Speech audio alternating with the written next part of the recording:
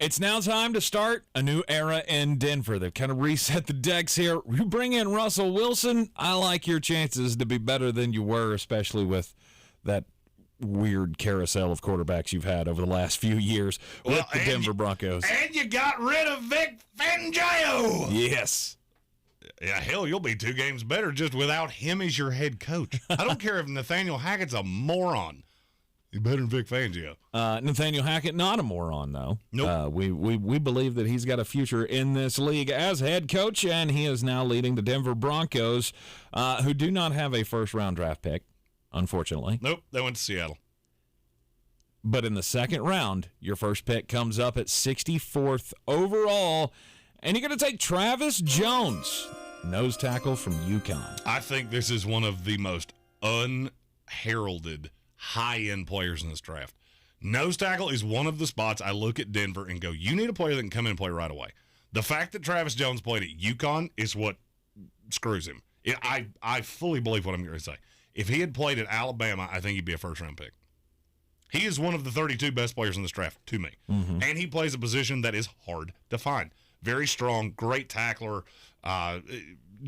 He's the big bear that hangs out in the middle of a 3-4 defense.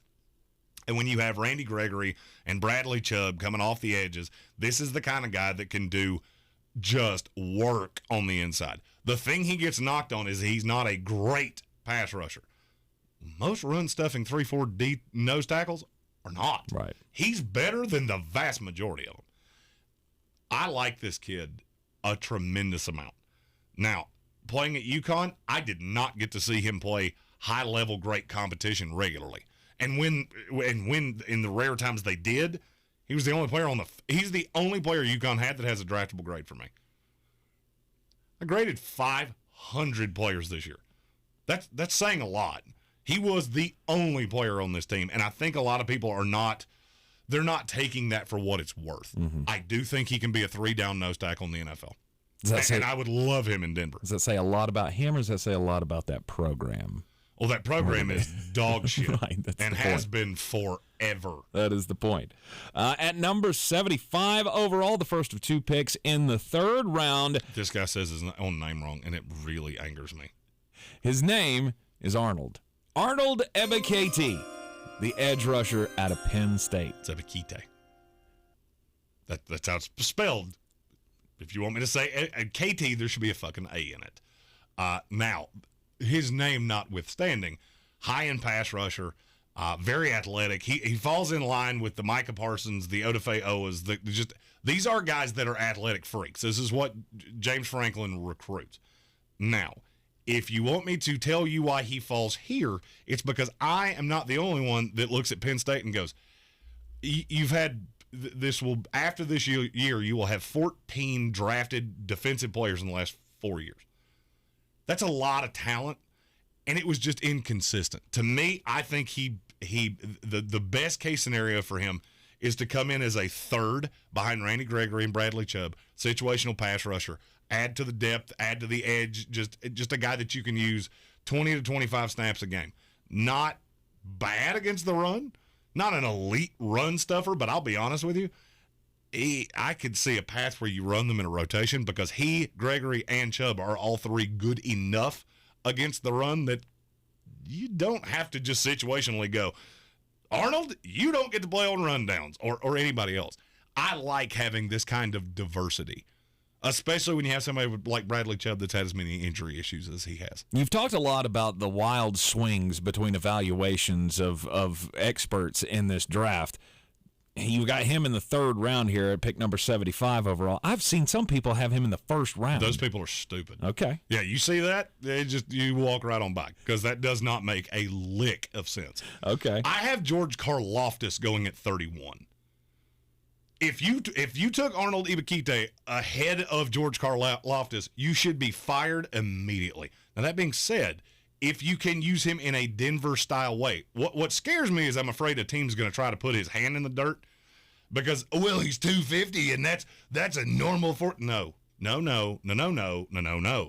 What he does is twitchy, athletic, move around, versatile, 3-4. I love him in Denver. The second pick in the third round for the Denver Broncos comes at number 96 overall. And they'll take Darius Beavers, a linebacker out of Cincinnati. Now, this is the one pick in this draft that if they were to re-sign Alexander Johnson, okay, then that takes this off the board. Mm-hmm. It doesn't take it off the board. It would probably not be the way you would go here. I don't think it's going to happen. They re-signed Josie Jewell. I think this kid pairs nicely to him. He's a very good pass rusher. My question is, can he hold up in coverage? He wasn't bad. He was not a bad coverage linebacker. Just there were some deficiencies there. What I do like is that I think he can come in right away and play damn near any linebacker spot that's not outside in a 3-4. I also think he can be a pass rush specialist in nickel. There's a lot to like about this kid. He's not as explosive and crazy athletic as you would like. Ran a 4.7 at the combine, but he's 6'4", 250. He's even a little big for a linebacker. But there's a lot of the tape that I really liked with him. He's just not the twitchy. That's a word we overuse when we talk about it. He doesn't really have that. He's a straight line, see ball, get ball kind of linebacker, which is my kind of linebacker. Flostradamus predicting where the picks are going to go for the Denver Broncos in this post-free agency 7-round mock draft here in the Ingles studio. Don't forget to check us out at the sportsocracy.com. At the number, I forgot where we are. We're at the 115 pick. In the fourth round, Damien Pierce, running back out of Florida. I am not as high on this kid as a lot of people are, but he's very versatile, and if you pair him with somebody like Javonte Williams, I think he can have an immediate role in this league. The biggest thing that that people knock him on is that he never had the full workload at Florida. Only played less than 1,000 snaps in 48 games at Florida. I could say that about every running back that's come out of Florida since Dan Mullen got there. Now, that might change now with, old fuckstick. His name fell right out of my head. Billy Napier. But it doesn't change anything with Damien Pierce. I think he can be the Melvin Gordon replacement. I have said routinely I am not a fan of paying running backs. I love Javonte Williams, and I think Damien Pierce could come in and be the spellback. Mm-hmm. More of a straight-line runner than he is pass catcher, but he's not a bad pass catcher. I think the two complement each other to the point of you will never tip your hand with either one of them being on the field. And that is something that's big. I cannot stand it's a bit of a rant that has absolutely nothing to do with what we're talking about, but I'm going to go on it anyway. Okay. I hate these teams that set themselves up for failure. You have the straight line back, he's the all-around, usually the one, and then the passing down back. Because as soon as I see that guy, I know exactly what you're doing. Washington did this with J.D. McKissick forever. Like, the only reason they stopped doing it last year is because they ran out of running backs. I like a little versatility. If you couldn't play dead in the Western as a receiver, you probably can't play running back for me. If you couldn't block me, looking right at Chuba Hubbard, you can't play for me. I like Damien Pierce. He doesn't have the big flaw in his game. Not as crazy fast as you'd like him to be, but Javonte Williams is the guy in Denver. Denver's got back-to-back picks in the fourth round, this one at 116 overall, and you lose Noah Fant in the deal to get Russell Wilson to come. You got Albert O still there, but why not add another tight end? And let's go with the tight end that I love in this class more than any of the others, Greg Dulcich out of UCLA. He reminds me of a big version of Noah Fant. He's just not as straight line fast. This is a target. If you want a comp, he's a Mark Andrews type in the NFL. Good size, 6'4", 250. What will keep teams off of him is that he's not a good blocker. Just straight up, he's not. And if you look at the way that Denver is going to play offense, I don't really think I care. I think he can be a compliment to Albert O. They're both matchup headaches. You put them on the field together, and I don't really know how you're going to defend them both. Okwuegbunam is so big. You have two guys that are big enough to deal with a 6'4" tight end and a 6'7" tight end? No. Goes into a matchup thing. Really good hands, really good route runner. The thing that scares me, or one of the things that scares me, is that he was more of a deep threat than he was anything. And that was a lot of, I'm fast enough in the Pac-12 to get on a 5'11" safety and you just can't deal with me. That's not going to be a thing in the NFL. Now, a lot of people said that about Mark Andrews too, and it's worked out just fine. probably my favorite tight end in this class that's not named Charlie Kohler and not named Trey McBride. In the 5th round, 145 overall, you got the Denver Broncos taking Josh Thompson, the cornerback out of Texas. I can already hear somebody going, but we need another corner. Do you? Do you really? With Patrick Surtain and Ronald Darby, and you just signed K'Wan Williams to one of the best free agent deals I've seen. Williams is going to play in the slot. That's the Bryce Callahan fix. Darby and Surtain on the outside is pretty damn solid. I know Darby didn't have the greatest year. I still like the guy. I've always liked the guy. And now you've got pass rush that, you know what helps a corner more than anything? Having just an unbelievable number of pass rushers. Now, Josh Thompson's a guy that I think he comes in the league and he is what he is. He's the biggest knock on him, he can't tackle a lick. But he's pretty good with the ball in the air. I think he can be a 4th corner immediately. That might be his ceiling in the NFL. He may never be better than that. 6 foot, 200 pounds, but he's pretty damn fast. He's pretty fast. And in a pinch, I don't think he would get just destroyed. I don't want to see him start. It's a depth piece to start with the hope that maybe there's some unlocked potential there that I haven't seen. Let's go to the 6th round, 207 overall. Luke Tenuta, offensive tackle out of Virginia Tech. He's better than this. He's better than where he's going to fall because people are going to see the fact he ran a 5.4 40 and go, well, he's also 6'7", 320. Just a giant.